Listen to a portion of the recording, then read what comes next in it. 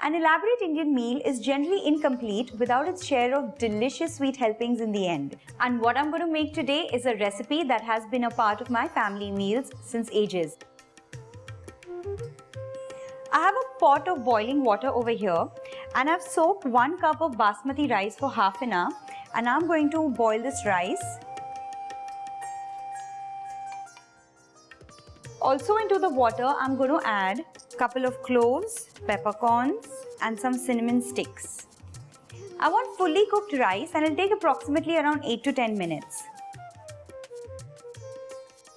Let's check on the rice. The rice is done and now I'm going to drain it out from the hot water.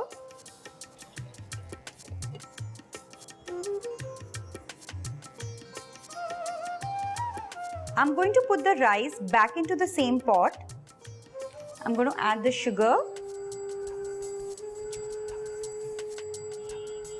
I'm going to add some saffron strands.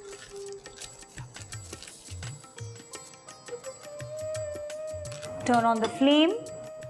Mix the rice and the sugar and cook it till the sugar melts properly. If you feel the sugar is caramelizing, you can add just a little bit of water so that the sugar doesn't burn.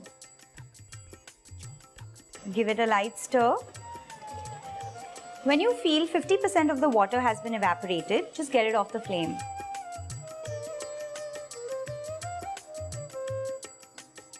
And now I'm going to roast a few cashew nut pieces and raisins in some ghee.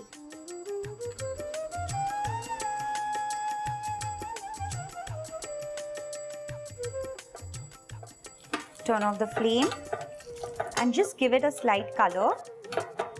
And now I'm going to add it to the rice. Also, I'm going to add a little bit of cardamom powder. Give it a light stir. Yum, isn't it? If you want to make it look even more tempting, add a few drops of yellow color. I'm just going to add a couple of drops of color.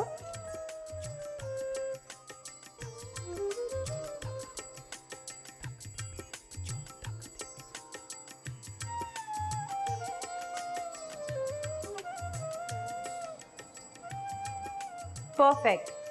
The aroma of saffron and cardamom has filled the room. Give this at least a minimum of 1 hour resting time. You can then serve it chilled or you can even warm it up again. This is heavenly. Bye-bye.